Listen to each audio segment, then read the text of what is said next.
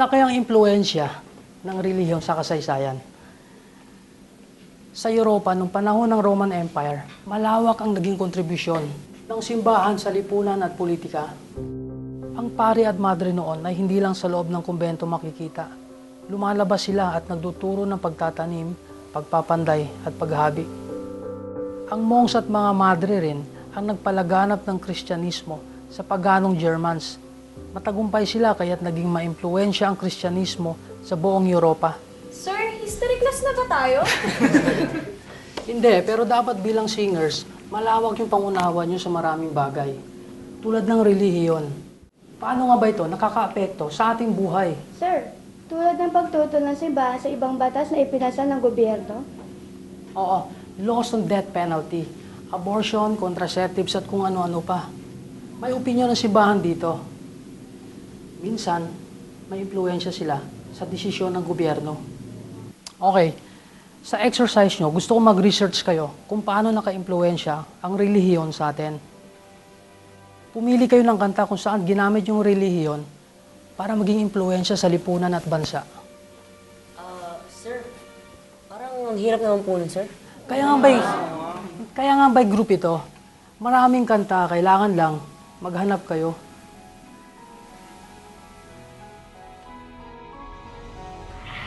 Nay, nakausap mo ba si Mike? Hindi ba? Bakit? May problema ba? Nakausap ko nung isang gabi na problema. Wala daw siyang trabaho. Sus, hindi naman niya dapat niisip yun. Ewan ko ba kung bakit hirap yan maghanap ng trabaho si Mike. Ang galing naman siyang nurse. Kasi pag naman siya, lahat na ina-applyan niya, hindi siya matanggap. Bakit hindi kaya siya muna mag-volunteer? Diba lagi na lang siya nagbo-volunteer sa ospital? Siguro, nawala na rin ng gana. Marami naman siya natutulungan eh. Yun na nga eh. Siguro, nag-aalala siya. Kasi tulong na lang siya ng tulong, wala namang perang kapalit. Talagang mapapagod siya kung maghihintay siya ng kapalit. Sasuggest ko kaya sa kanya na mag-medical mission muna siya. Tanay ko nga yung kumari ko, baka meron silang medical mission next month. Sige nga, Nay. Gawin natin yan.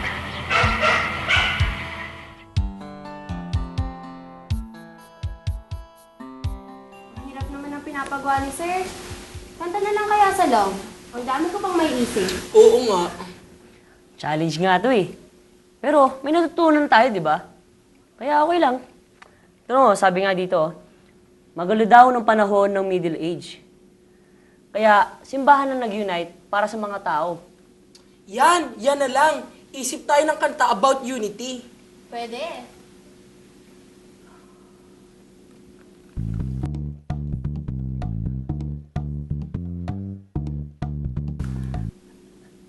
Wala pa rin akong maisip eh.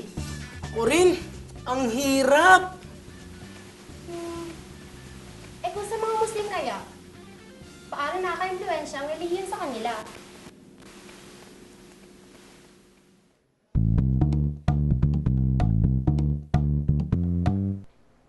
Sa ngalan ng relihiyon at sa ngalan ni Allah, ayan ang sigaw naming mga Muslim. Ang iba pa nga ay handang mamatay para kay Allah. Mula sa pagising sa umaga, pagtulog sa gabi, pananampalatayang iniikutan ng buhay namin.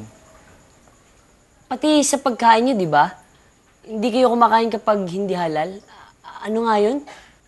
Halal, ibig sabihin, ang paggawa ng pagkain ay sinasama ng dasal at pag-aalay kay Allah.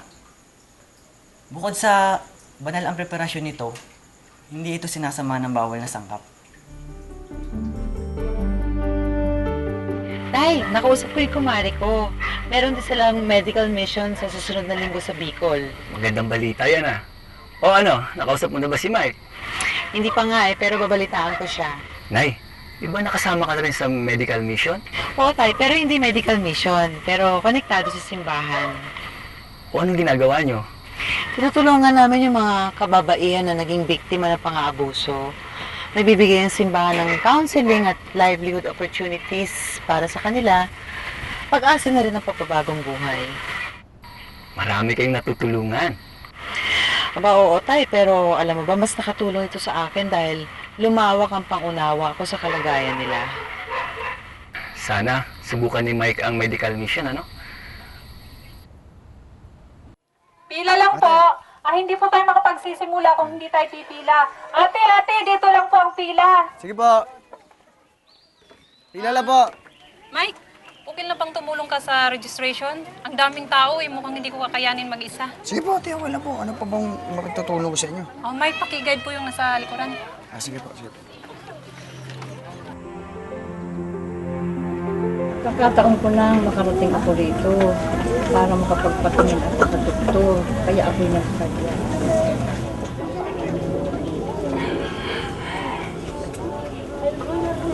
Dok?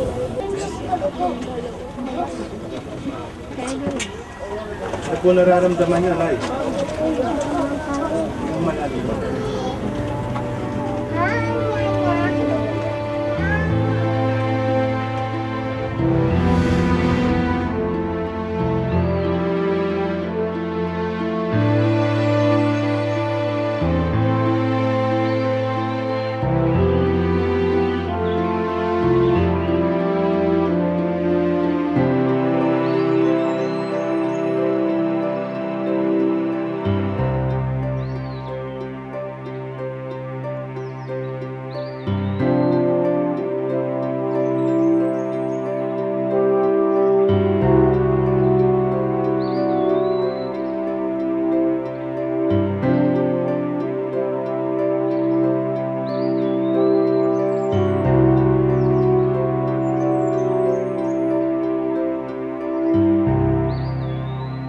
Okay, first group.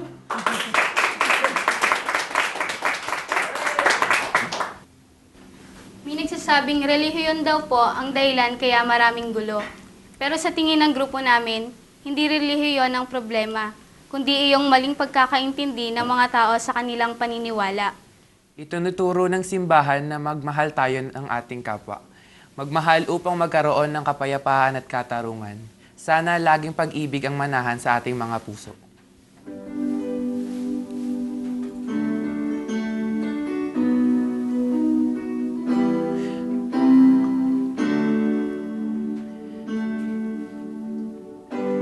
There's nothing you can do that can be done.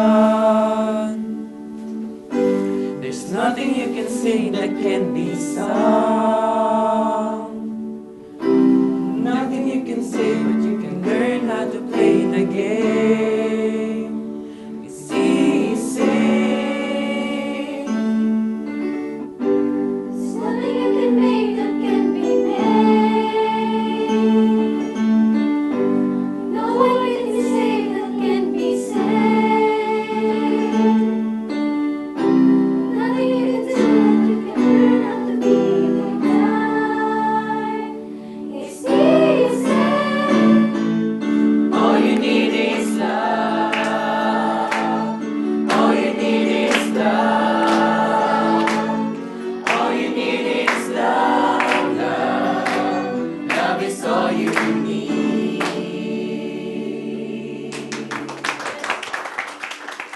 Sige po, pila lang po tayo. Pila lang po. Pila lang po. Kuya, excuse po. Pwede po ba kami ng anak dyan? Siyempre naman po, ate. Bakit ang po hindi? Kasi po, hindi kami Kristiyano eh. Naku, ate, hindi po kami pumunta dito para sa relihiyon. Pumunta po kami dito para po tumulong sa mga tao. Ate, upo kayo magalala. Tara po, dito po tayo. Pila po Salamat, tayo. ha? Sige po, ate. Sige po, pila lang po tayo. Pila lang po. Sige po. Sige po, Nay. Hello, Nay. Nay, tatawag na po ulit mamaya. Kasi nag-aayos po ako ng pila eh. Opo, Nay. Salamat po. Sige po, Nay. Tatawag po ako. Sige po, pila lang po tayo. Nay, kailan nga po pala ang balik ni Kuya? Sa linggo daw, Medical mission po yan, Nay, no? sa Bicol. Nay, speaking of mission, pwede niyo po ba akong tulungan? Di po ako makaisip ng kanta para sa Glee Club namin eh. Anong theme? Basta daw po tungkol sa religion. Yung mission nito na mapabuti ang buhay ng tao. Halimbawa, Yung binigay pong halimbawa, yung tungkol po sa medieval times sa Europe. Malaki daw po ang naging impluwensya ng simbahan sa mga tao. Nangyari daw po yun noon, pati ngayon nangyari pa rin po. Parang yung ginagawa ng kuya mo ngayon, yung medical mission. Pinupondohan ng mga Kristiyano mga medical mission para makatulong sila sa mga kababayan kahit ano man ang relihiyon nila. Parang gano'n na nga po. Yun yung sinasabing bringing the gospel to the people. Hindi lang sa simbahan ng salita ng Diyos, kundi pati na rin pagtugon sa pangangailangan ng mga tao. Nay, meron pa po bang ibang halimbawa? Yung nangyari sa EDSA Revolution. Malaki ang naging papel ng relihiyon sa EDSA Revolution. Hinimok ng simbahan na pumunta ang mga tao sa EDSA para magprotesta. Radyo Veritas ang naging daan para makipag-usap si Cardinal Sin sa mga mamamayan para sa mapayapang people power. At alam mo ba, ang mga madre noon ang humaharang sa malalaking tangke ng sundalo. Isa ito sa bibihirang pagkakataong lumalabas ang simbahan sa kalye upang makipaglaban. May kanta po ba noong EDSA Revolution? Marami. Teka, yung isa. Di na ako papayag mawala ka muli. Di na ako papayag na muling mabawi. Ganda naman po nun, Nay. Pwede po bang turuan niyo ako nun? Sundan mo lang ako. Di na ako papayag mawala ka muli. Di na ako papayag na muling mabawi. Ikaw naman. Oh, kumusta ka na, Mike? Hindi ko po maipaliwanag, Dok. Medyo nakapagod pero masaya naman. Talagang ganyan. Dok, buti na lang po may counseling, ano? Oo, mahalaga yon. Hindi lang physical na pangangailangan ang dapat natin tungunan. Mahalaga rin ang espiritual. At sa pag-ikot namin sa buong Pilipinas, nakaharap na namin ng mga Muslim, saksi at iglesia at mga taga-tribo. At yung mga taong may kanya-kanyang paniniwala, lahat sila pinaglilingkuran namin. Yun naman ang misyon ng Panginoon. Hindi siya namili sa kanyang pinagsilbihan. Mahirap ka man o mayaman, Hudyo ka man o hintil. Dok, anong pong sinasabi nila pagka nalaman nilang Christian organization po kayo? Wala naman hindi issue sa kanila yan. Sa katunayan nga, masaya sila. Ang mahalaga, nakatulong sa kanilang medical mission. Ano po yung pinakadelikadong mission, Dok, ang napuntahan niyo pa? Sa delikado, marami na. Isang beses nga, hindi namin alam na minamatsagan kami ng armadong grupo. At ayon sa intelligence, isang religious group daw to. At gusto kaming takutin. So ano po nangyari? Buti na lang, sinabihan kami ng militar. Ginawa namin, nag-iba kami ng ruta. Handa po silang magbuwis ng buhay, Dok, no? Magbuwis at kumitil ng buhay. May mga sektang ganyan na nagtuturo ng karahasan para lamang maprotektahan ang interes ng leader nila. Nakakalungkot naman po yun. Oo, dasal lang talaga. Yan ang proteksyon natin para magawa natin ang misyon natin. Dok, salamat nga po pala. Para saan? Kasi po nakasama po ako dito. Wala yun. Gusto mo sa susunod, sa tawi-tawi, sama ka? Sige po, Dok. Exciting po yun. Okay, call ka. Opo. Salamat po, Dok.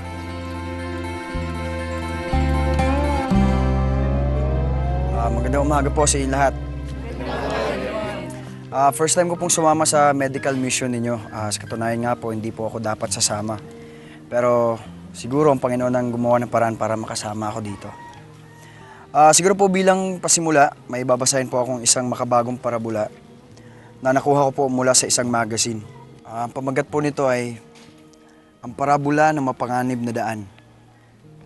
Noong unang panahon, isang bayan ang may daang ginagamit ng karamihan.